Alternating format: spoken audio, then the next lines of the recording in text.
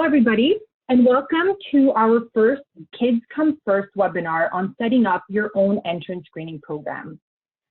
So today's webinar should last approximately 1 hour. Although I have it booked for 2, the actual content will take about 30 minutes. But I am giving you all another 30 minutes or so to ask any questions that you have at the end of this webinar. So just some Zoom guidelines for you all. This Zoom was password protected to increase the safety of this meeting, and all of you at this point should be muted. And if you have any questions at all, please hold off until the Q&A portion of our webinar. So thank you all, and let us begin.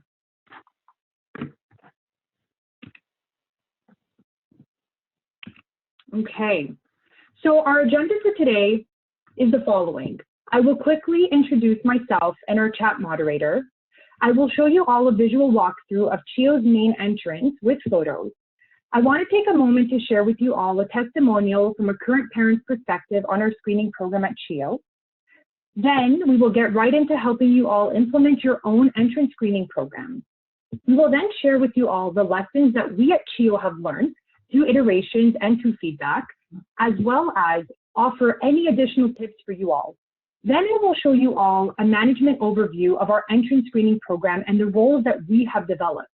And lastly, we will take some time for a fruitful and meaningful Q&A period. However, within this slide deck, which I will share with you all, we have an appendix section, and that section has supplemental reading materials for you all, which include all the different roles that we have created for our own entrance screening program and how you can use each role for your own organizational needs. I have 2 people waiting here, so let me just grant them access. So one moment, please. Okay, so admit. Okay, excellent. Okay, so a little quick introduction about myself. So many of you may know me as USENS Program Coordinator. However, I have been reassigned to manage the entrance screening program at CHEO for families and for patients. So now I am part of an entire redeployment task force. And in this webinar, as you see that my name is Taylor and Taylor's name is my name, Taylor Johansson is also with us today, and she is the manager in the autism program at CHEO, and she will be our chat moderator for today's webinar. So she will help us flag any questions that come through our chat. So with that in mind, let us begin. So please note that these slides are to help organizations spatially design and improve their own entrance screening program. So always follow your public health guidelines and your ministry and funding guidelines. So for example, at CHEO, CHEO's IPAC team followed the Ministry of Health and Ottawa's public health guidelines to set up their screening questions and our screening booths as well. So also please note that today's webinar on entrance screening is one of many services that CHEO will be offering to partners to support during these difficult and challenging times. So other webinars and support will include PPE coaching and consulting, setting up your own virtual care, and other great webinars. So please stay tuned for those invites. They will not be facilitated by myself. They will be facilitated, by my colleagues. So just to remind everyone, today's webinar is on entrance screening exclusively. So let us begin with a visual tour of CHEO's entrance screening program. So our goal for the next couple of slides is to show you all a visual picture slideshow of what CHEO has put in place as part of our screening program. So in these 2 images, when you enter CHEO, the vestibule has now been redesigned into our screening station. So we have an inpatient booth and an outpatient booth for flow of traffic and for clarity for families. And parents have expressed gratitude for the clever and clear flow of foot traffic as they enter CHEO. And we also have, as you can see in the images, we now have vinyl stickers to practice physical distancing. Once a family and patient passes through the screening, they are greeted by other screeners who offer Purell to our families and to our patients. And this slide just shows you all our newly repurposed super screener, AKA our shift supervisor's new office. For those who have entered CHEO and no CHEO, that actually is our information kiosk. But as you can see, it has now been repurposed as a open space office with a confidential bin, with garbage bins, and a bunch of other supplies. This photo also shows you all just how much and how many changes we've made to our entrance screening program and within our entrance at CHEO to ensure that our families and our clients and patients are coming in and feeling safe. And as you all know, at CHEO, it is very important that we honor our family voice. Family engagement is very important to us. And also, if you, and as many of you now know, as YouthNet's program coordinator, youth engagement is a very big part of our philosophy and our way of business. So the following are testimonials of a parent during her present time, I should say, at CHEO. The way we have the current screening is my favorite way. And you'll see, I will talk about all the iterations we made and from day one until current day, just how far we've come. The temperatures cause too much congestion. You just want to go in and see your kid. Smooth and makes families feel a little more secure. And finally, this process has been the smoothest. They ask for your child's last name and they give you a sticker and you get escorted up. So now we're going to spend some time talking about implementing your own COVID-19 entrance screening program. And we're going to go through it through granular steps. So step one is setting your own ground rules. This will serve as your early conversation with your senior leadership and your staff on who you are allowing in your space and in which capacity you will allow someone within your space. So the goal of this step is really to figure out who am I allowing in my organization and what are our organizational boundaries. So the key point at this stage is all non-essential staff should not be on site, and all clients who can and could do virtual care should. However, if you need to stay open, the questions that one should ask themselves are, how will you stay open? Can your staff establish rotating shifts to limit the number of people in your organization at a given time? Can your staff work remotely? If so, which ones? Can your staff share client cases? How will you decide which services are essential and which services can be done virtually? Can you space out essential appointments to avoid bottlenecks at your entrance? Step two talks about the importance of limiting your foot traffic for those who are deemed essential in and to be within your organization. So these key points are, can your organization limit client entry through various doors by funneling everyone to one entrance, if and where possible? And can you do the same for staff? So if possible, one can also do the following to reduce foot traffic. Call clients to ask if virtual care is a possibility for them. In a given day, move essential appointments around with clients to be able to space apart the appointments and to utilize the largest rooms within your organization. If unable to predict volume and flow of clients due to the nature of your organization, it therefore reinforces the importance of creating an entrance screening process that works for you and your organization. So essentially, this goal is to help decrease the concerns and increase safety for staff and for clients.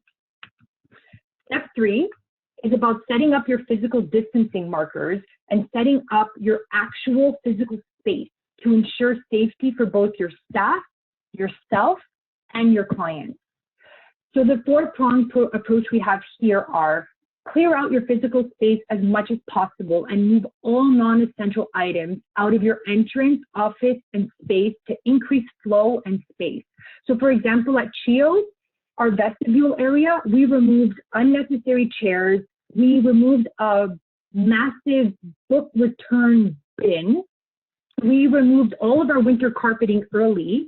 And if your organization is within a smaller scale and you have a desk at the front, or you have a shoe rack, or you have coat hangers, remove them if possible. Children and youth like touching things. Viruses like living on surfaces and items. So our goal is really to reduce unnecessary and non-essential items. Place masking tape down using a tape measurement to space out 6 feet or 2 meters for effective social distancing. Create signs that tell people how you expect them to behave when they are in your space. Remember, within our step 1, we're setting boundaries. We're setting our own organizational boundaries, and we're going to ask our clients to follow suit. This will ensure safety, both from your own perspective, from your client's perspective, from your staff and colleagues' perspective.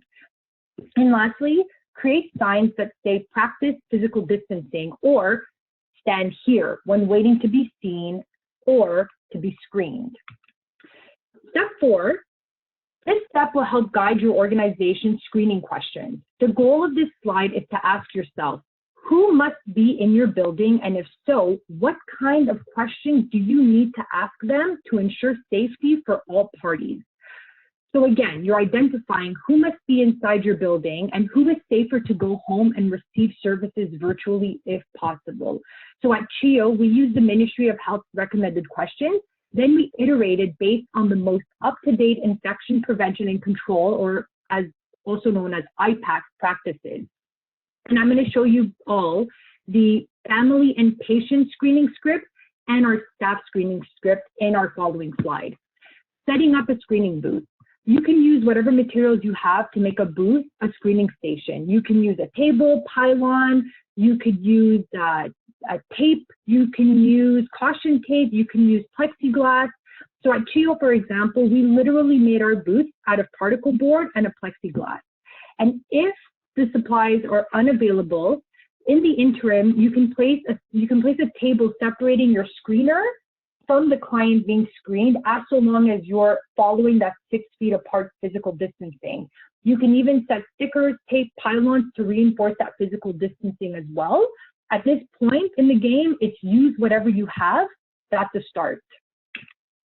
So these are the actual screening scripts that we at CHEO are currently using. So the next 3 slides will showcase not only the patient and family screening scripts, but the staff one as well. So the first question we're asking your patient and family upon entering CHEO in that vestibule is, have you or anyone in your household received public health or medical advice from a doctor to self-isolate? Do you or does anyone in your household have any of the following symptoms of respiratory infection?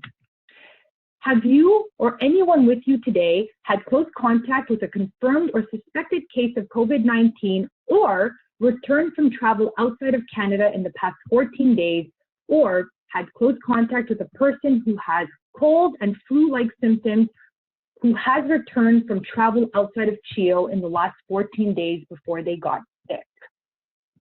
So please note, I'm going to go back to this slide actually.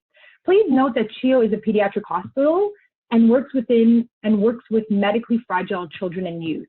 As I'm sure you can see here in our slide deck, we were flagged and suggested to create a tier 2 nursing station, and we deemed it appropriate for our screening program, as some of our children and kids who come to CHEO and who may screen positive or in that capacity fail the screening still require their essential hospital services. So a disclaimer for you all, if you believe your organization requires a tier 2 screening process, please email me offline and we can further discuss the complexities of your specific organization and your specific service. The staff screening. So please note that the questions tailored to staff are longer and a bit more detailed. And this is because as staff, it is our duty to ensure that we are not putting our patients and family at risk. And if we are feeling sick, we should stay home and essentially adhere to the idea of practice what you preach. Things to consider when setting up your entrance screening program. So the next 2 slides are essential things to consider when you want to start or modify your pre-existing screening process and program. I will read them all verbatim to you all. Identify which staff will be in the building at any given time. Our suggestion around that is create an online staff schedule or make a list of your organization to see who is in and who is working remotely each day. Again, our goal is to really limit foot traffic and individuals who do not need to be in the building at any given time. Less is more in this capacity. Identify how many clients will be coming in and determine potential peak times. So our suggestion around that is look at the client caseload or use a daily tally sheet, an Excel sheet, to help track volume of clients and to also help track at what point in the day you're noticing any peak times. I have a tally sheet template that I'm happy to send to you all that we're currently using at our main entrance booth. Identify how many entrances you will have and how many you will lock. So determine whether you can and will separate the staff entrance and the patient client entrances. I know for many nonprofits that may not be feasible, so our suggestion would be do a spatial survey of your nonprofit and assess at what point you can utilize separate entrances, and if not, then adhere back to the idea of spacing out the appointments and spacing out when your staff are coming in at a given time to avoid bottleneck and foot traffic at that entrance. Start thinking about appointing an operational lead, screeners, and other roles. Depending on the size of your organization, the many roles that you will actually see in the supplemental reading or in our appendix may be the same person. So again, our suggestion would be please read the appendix portion of this slide deck to understand the different roles that you can use and or modify. And again, if you have any questions about the specific roles, you're more than welcome to email me at the end of the webinar. Identify what supplies you may require to operationalize your entrance screening. So that is any supplies along the lines of Virox, Purell, walkie-talkies, plexiglass, tables, pylons, caution tape. The suggestions around that is make an inventory or utilize an inventory of what you have and things that you could essentially purchase. So for example, for us, the use of a walkie-talkie is so useful because our screeners are behind the plexiglass booth, and we want to make sure that they don't need to step out of the booth to go speak to the tier 2 nurse or to speak to the super screener, because we don't want any crossover between family, patients, and our staff. So this also helps ensure that we are adhering to our own notion of effective and safe physical distancing. And it's also a really quick way to talk to your colleagues without needing to walk around. And lastly, do you have immunocompromised or medically vulnerable kids and youth in your care? Our suggestion around that would be please check with your senior leadership and your client caseload to track if and how many you do have in your care, and please consult public health for any support. Step 5 is to try a mock run-through. So test it out with your colleagues and assume the role of a client walking into your organization. Does it feel safe to you? Do you feel that you're always practicing and adhering to physical distancing? Take notes and iterate as need be. Another important thing to remember is that it does not need to be perfect right away. On day 1, it's your first draft. You can iterate as you see fit, and we will happily share with you all in our later slide and within this webinar all the changes that CHEO has made from day 1 until present day today. So CHEO did go through many versions to get where we are today, and we're still considered a work in progress. So please remember that if you feel that you do not have the ability or bandwidth to start screening in your nonprofit, that is not true. You do. So please start small and work your way up. And again, reach out to us. We're in this together. We're one team. We're part of the Kids Come First organizations, and we want to make sure that you all feel safe when and if you need to see essential clients in your organization and within your nonprofit. Attempt and change. So step 6. So try it and change it if need be. In the end, it is important that you remember that this is a screening process to help protect your staff, families, yourself, your clients. And the most important thing to note is that it's to make everyone feel and be safer in these circumstances. So again, try it, collect feedback, modify, and you can contact me for insight and questions. I may not have all the answers, and for the answers I do not have, I can help redirect you to the right people who helped myself put our screening program in effect at CHEO. So lessons learned from CHEO's program iterations. So the following 3 slides are all of our goals, our first attempts, our iterations, and where we have now landed. So our current process state and our current operations. I will read these out loud to you all. So creating physical distancing markers. We started with painter tape, Sharpies, and printed signs. When we realized exactly what we were looking for, we then added vinyl stickers on the floor at the CHEO entrance, and we printed CHEO comms signs. So now we have stickers and signs that specify the 6 feet or 2 meter spacing for families and patients that are waiting to be seen at that main vestibule that you saw in the earlier, in our earlier webinar. Your screening script. We have and always have been using public health and IPAC screening scripts. So whenever updates come to us, we implement changes, we let our staff know, and this current day, we are using the most recent screening scripts that have been provided to us. And those were the screening scripts that we showed you earlier on in the webinar. Our screening methods around temperature checking. So this one's an important one because we went through quite a few iterations before we landed to where we are today. So we first started with the infrared temperature checking. I have someone who wants to enter. My apologies, everybody. Let me just get them in so we give them a chance to learn.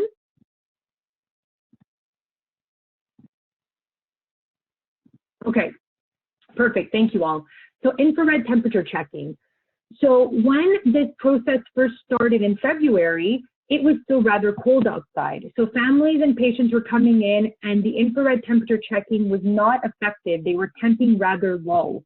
So we switched over to oral temperatures. However, our current state right now is that we are no longer taking temperatures, as public health states that some COVID positive cases do not always present with fever. So we were given instructions to no longer use temperatures as a method and as a criteria of ensuring that we are keeping COVID-19 positive cases outside of CHEO. How clients and families wash their hands. So we were using and we're still using Purell with pump bottles. Our staff were offering Purell directly into the hands of family to ensure limit item and Purell touch use from our clients and families. And to practice physical distancing, we have automatic machines, but for those who do not have automatic machines, we're simply asking clients to extend their arm out, and our screeners are extending their arm out, and without touching the clients, they are simply pushing the Purell pump into the hands of their clients and families, and watching their families and clients wipe the Purell for 20 seconds. Family and clients who smoke and need to go outside for a break, clients are being rescreened at first, and the iteration behind that was now we've landed at clients get a sticker indicating that they have been screened for the day. Please note that the stickers are valid for 24 hours only. So every day that a family comes in at CHEO, or even if the family is currently staying at CHEO overnight, they now know to come back to the main entrance, do the screening process again, and get a new sticker that is again valid for 24 hours. Staff wanting to practice physical distancing with patients and families. At the main entrance, everyone was once upon a time in PPE, if you recall some of the photos that we were circulating on Twitter. However, due to the desire and need to reduce PPE supply wear, we now have the plexiglass booths, and that means that our screeners are now standing behind the booth, and that is ensuring safety. And also reminding you all that a PPE coaching and consulting webinar is coming shortly down the pipeline. So any related questions on PPE will be addressed in that webinar.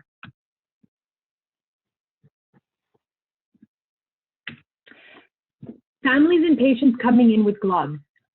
We asked families and patients to remove their gloves, Purell their hands, and put their gloves in their pockets during the visit at CHEO.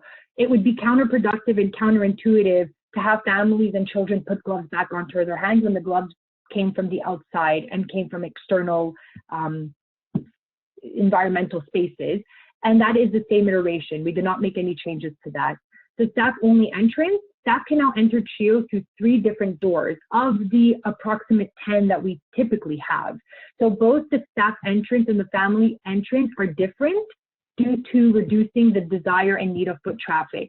Again, we know that we're a hospital and we're a large entity, so we have the capacity to close down entrance doors and limit the use of family and patients. If that's not made possible for your own organization, that's okay. Again, it's reminding you all to really space out appointments and space out when your staff are coming in and out of your organization and within your nonprofit to really reduce the foot traffic and the potential risks of not adhering to the 6 feet physical distancing. Patients and families only entrance, again, it's the same point as above. Essential staff who need to be at CHEO. So staff that are essential and need to be at CHEO are asked to do an online self-assessment with public health and IPAC screening questions, and that hasn't changed. It's the same as our iteration, and staff are also Purelling upon entering, and they're showing their screening answers. Ensuring the appointment is essential for patients. So clients and units have called families and patients to cancel and reschedule appointments. That's the same as current and iteration. If appointment is essential and no symptoms, so the patient is screening negative, the family patient comes to CHEO and goes through the entrance screening, and that hasn't changed. If appointment is essential and client shows symptoms and screens positive or fails the screening, the iteration that we put forth is the implementation of the Tier 2 screening process with a nurse. So again, it's very important that we remind ourselves and remind our stakeholders and our partners that as a hospital, we have medically fragile and immunocompromised patients who still require and need medical attention, and their services cannot be limited or reduced to virtual care.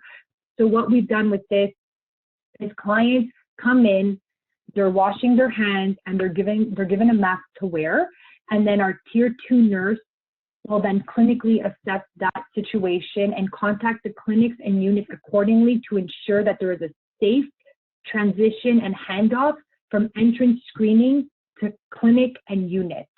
And again, PPE coaching will be another webinar, and that will also further explain mask use and also the ideas and the ideations around our PPE. So that's coming soon.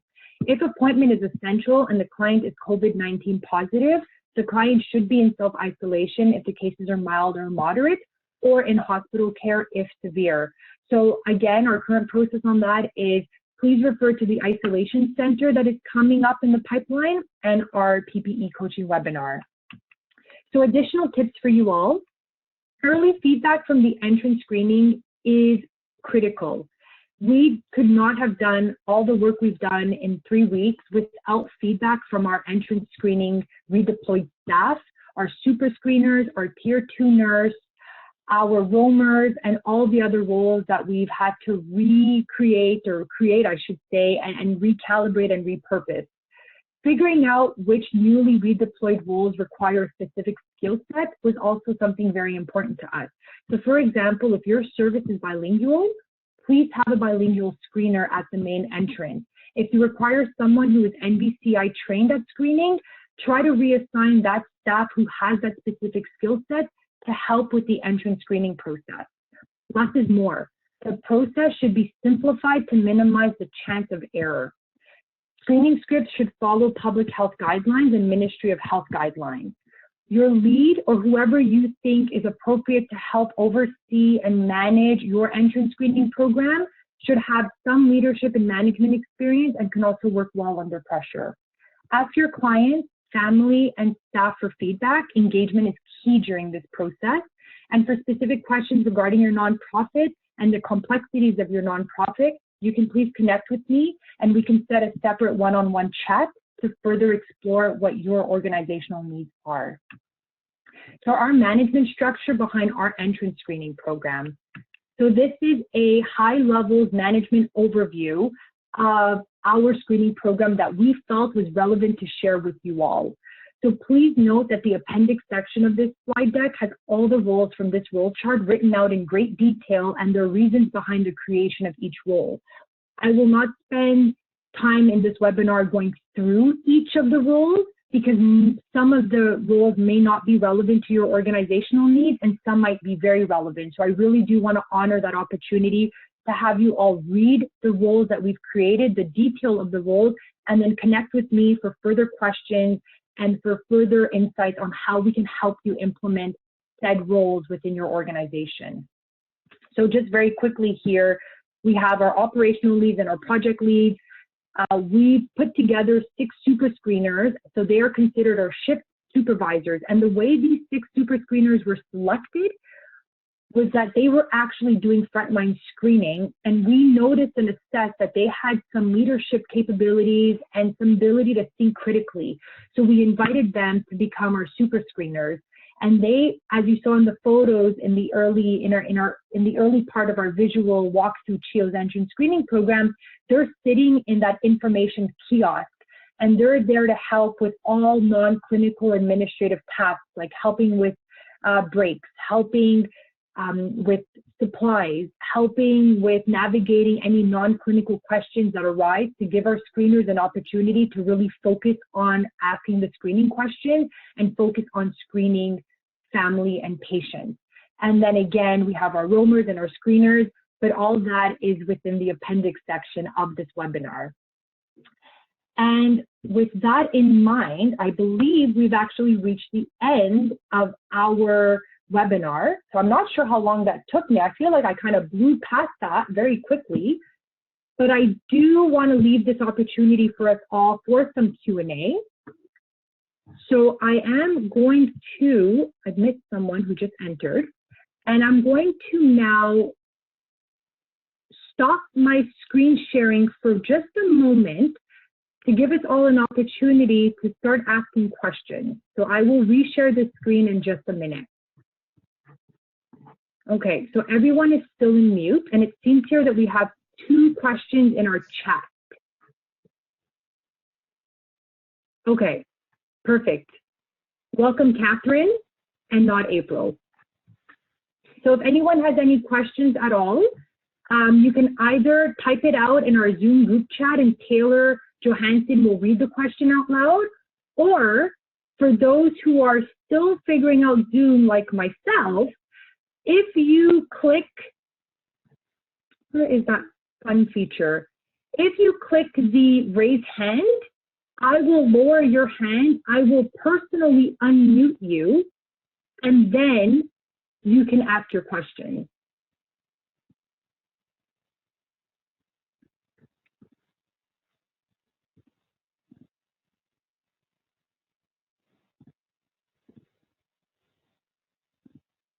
Okay, so doesn't look like anyone's hands are up. So if anyone has a question and doesn't know how to use the raise hand feature, you can just simply unmute yourself and ask the question. Oh, we have someone in the chat.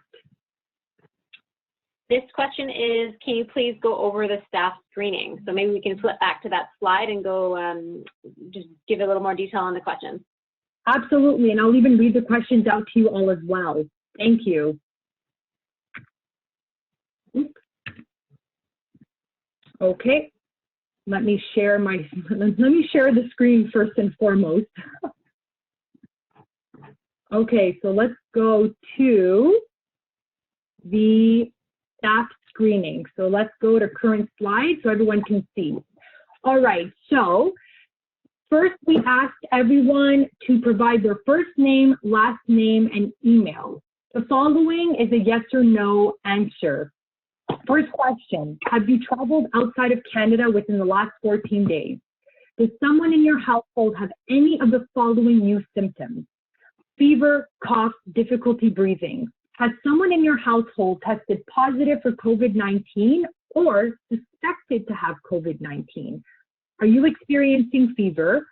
Are you experiencing new symptoms or shortness of breath or difficulty breathing? Are you experiencing a new or worsening cough? Are you experiencing new mild respiratory symptoms such as runny nose, phlegm, and or sore throat? And are you experiencing new onset fatigue, malaise, headache, dizziness, or loss of appetite? So at CHEO, if you say yes to anything, you don't come on site. So it's only all no's, then come on in, and any yeses, we have people liaise with our occupational health team, and most likely they're going to the Brewer Assessment Clinic to go get tested. Mm-hmm. Does that answer your question? Okay, oh, thank you, I see you. Any other questions at all? Do we want to flip back to the screening question slide for the visitors, patients, families? Yes, and we have another question here. Do you verify temperature for all staff coming on site? No, we do not. That's a good question. All right, I will share my screen back to the script for family, patients, and for our staff. And just to give a little more context for the temperature question for staff, we're doing neither patients nor staff, and again, that's because our newest and most up-to-date information about symptomology for COVID-19 is that you may not necessarily have a fever, but still be COVID positive. So it kind of renders the temperature check a little bit less useful than maybe we thought it once was. Exactly. And for us, iterations and feedback was key and important. And even from a parent's perspective, they were quite thankful that that was no longer a process, because they felt that it was preventing and delaying them from going from entrance screening to their child, but they still feel very safe with these iterations and these changes that have taken place. So Mark here on the chat saying that apologies for being late. Will the slides be shared? Absolutely. They will be shared in both English and in French, and I'm also recording this slide and this webinar as well. So you will receive multiple copies and multiple versions of how to access our webinar.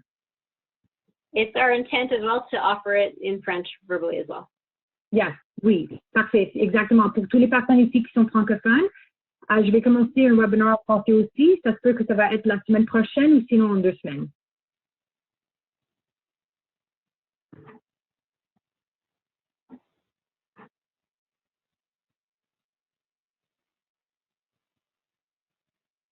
I think we have a chat question.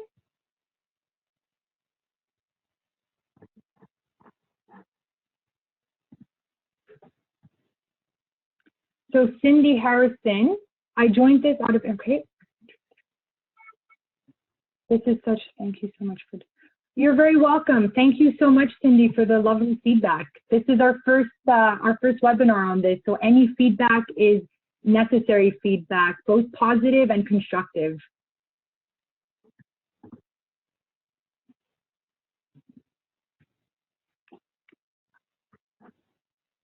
Are there any slides that you would like me to focus on before we end our webinar? Can you show the slide before this? Absolutely. All right, so these are the 2 screening sample scripts that we have. This is the first page for the patient and family screening, so I'll keep this up for 30 seconds and then I'll switch to the second slide.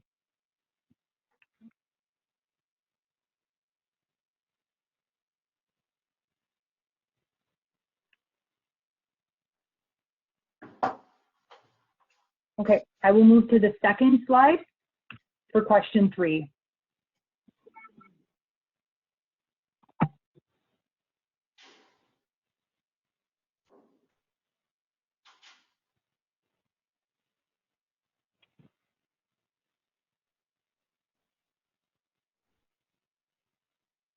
Okay, and since I'm here, I'll also switch over and flip over to the staff screening script as well.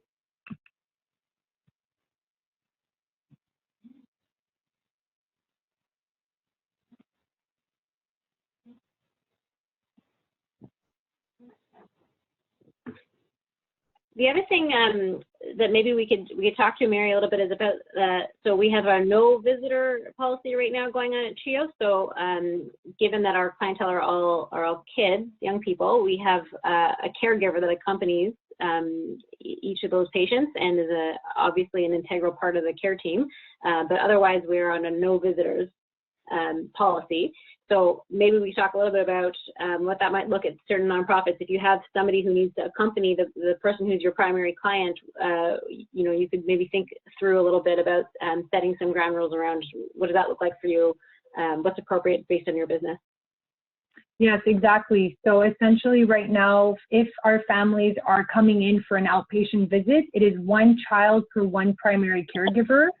If the child is an inpatient and requires to stay at CHEO overnight, then we are allowing 2 primary caregivers, but there is the caveat where only 1 caregiver can be at the bedside at any given time, and there is a 30-minute handover. For a nonprofit's perspective, that is something that you may want to consider and also carve out with your senior leadership team around figuring out how can we reduce and limit the amount of bodies in our nonprofit and within our organization while still adhering to reducing foot traffic. So obviously, since we work with children and youth, having a young child come to a counseling session or having a young child come within the youth justice system may not be feasible by themselves.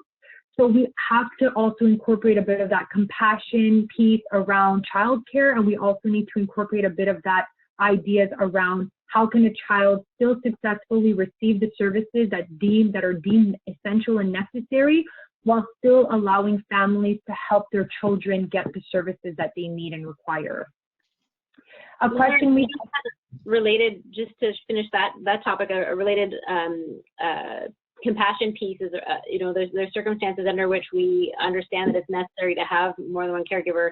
So, anything in the palliative scope for us, would make up a very good reason to sort of bend the rule a little bit about no visitors.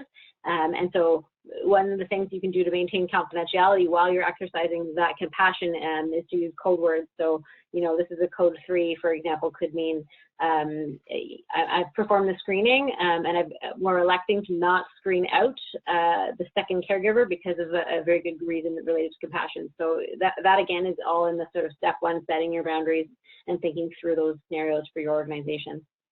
Exactly. Another question on the chat here. What if somebody has symptoms, but those are actually allergy symptoms?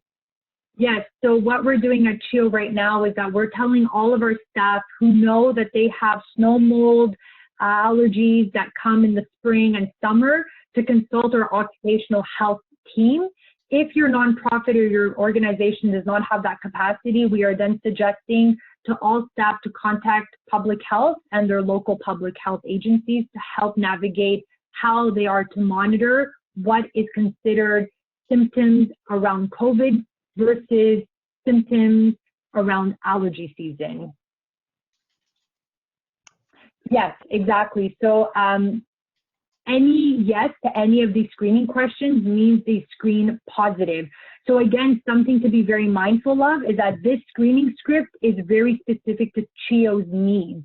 So because we work with immunocompromised youth patients and we work with medically vulnerable and medically fragile kids, our screening questions are very stringent and very much tailored to a pediatric hospital's perspective, which is why we highly recommend that you use our screening script as a foundation, but that you also contact your public health agency and your public health to also explain the nature and purpose of your organization and nonprofit, and then come up with the right screening questions that work for you and your organizational needs.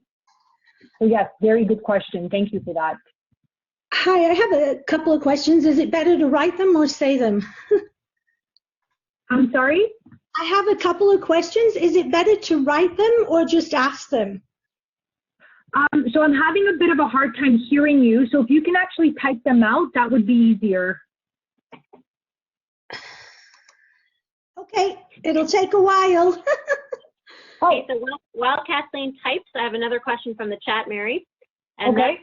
Just to confirm, this is from Mark. So 1 yes on the screening would mean our recommendation is to connect with public health or seek a test. Now I'm assuming he's referring to staff screening on that one.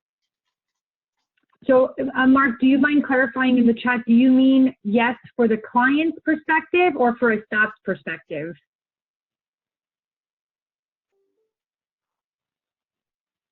Staff. Oh, okay, so we have 2 actually. So let's talk about both.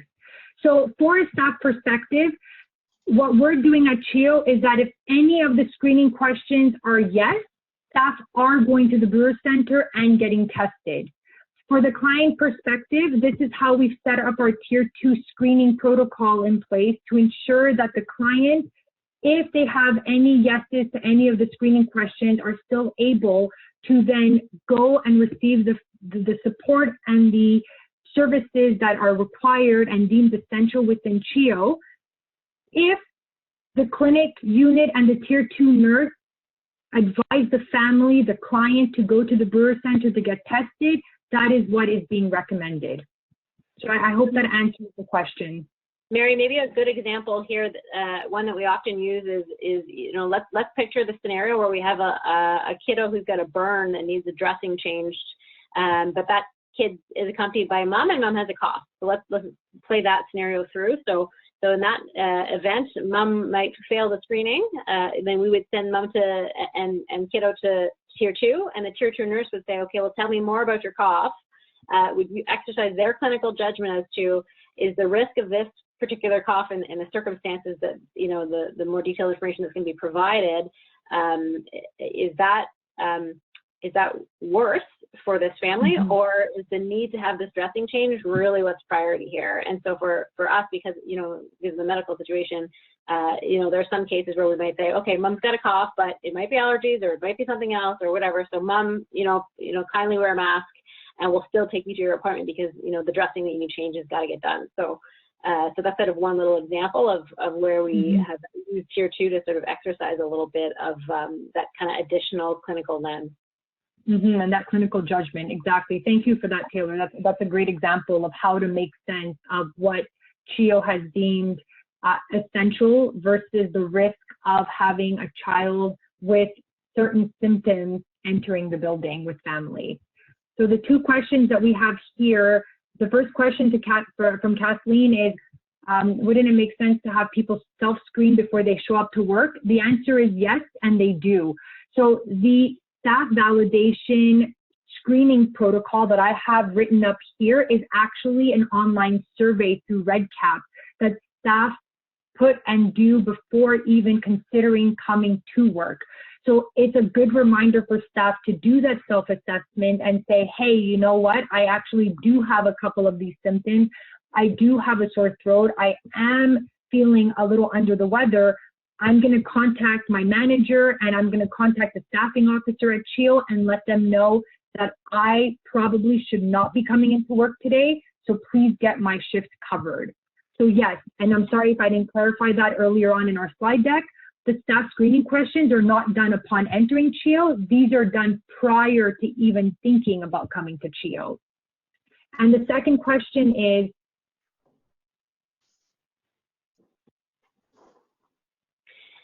so I'm going to suggest, Kathleen, your second question is very specific to a CHEO case, so we can connect with you offline on that particular case. Perfect. Yes, I just read the question myself. Kathleen, let's connect offline for that. Absolutely. So the staff can come back to work once they get a negative read out of their Brewer Center testing if they went and got testing. And they can also come back 24 hours after they do not have any symptoms.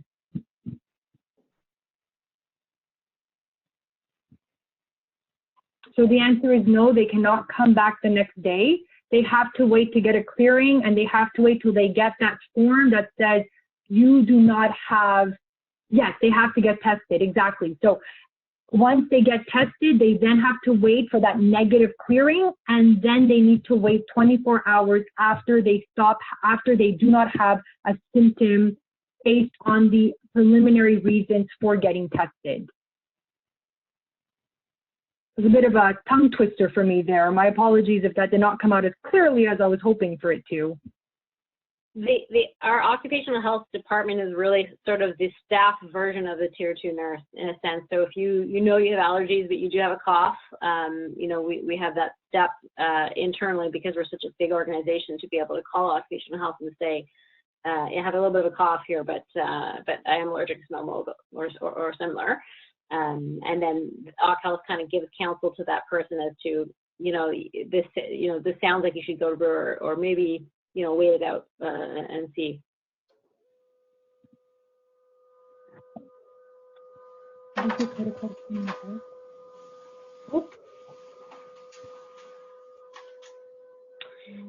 There's a question here that what's our protocol if somebody comes to work but then afterwards becomes symptomatic? So we're following Ottawa Public Health guidelines on tracing individuals who have been in contact with somebody who has COVID-19. So if somebody came to work and there's an expectation that you pass your survey and you're in for the day, and then let's say after lunch you start coughing, we have an expectation on our staff that they would then report those symptoms because something has changed for you, and that they may, they may talk to Health and say, oh, actually, like I actually am not feeling well. So they would, in that case, it would be as though you failed your screening. So you'd go home, you would talk to Health. You might go to get an assessment done for COVID-19 at the Brewer Center or wherever, and then if in that case you're either waiting for your test results or you're seeking counsel with regards to those specific symptoms. Yes, and to add to that as well, the manager will be advised within CHEO. The manager will then speak to the staff that have been in contact with this individual, and we exercise confidentiality and safety for that staff member as well. So again, our goal is not to create fear. Our goal is to make sure that anyone or everyone who feels that they have been in contact with someone who is now showing symptomatic symptoms have an opportunity for themselves to get tested or to assess when was the last time they made contact with this person. So we're really trying to exercise compassion and confidentiality and respect to all of our staff as well. And just to be clear, that tracing takes place when there's a COVID positive. So that's, conceivably they came to work, they were feeling fine. At noontime, they started coughing. Let's say that they went to the Brewer Center, did their test, went home to wait and self-isolate. And then if that test had come back positive, then it's the same public health guideline as any other outbreak scenario where we would trace back the contact with that person, and our occupational health would then get in touch with anyone who's been in touch with somebody who is COVID positive. All those people then self-isolate, and it sort of perpetuates in that manner. Exactly. Thank you.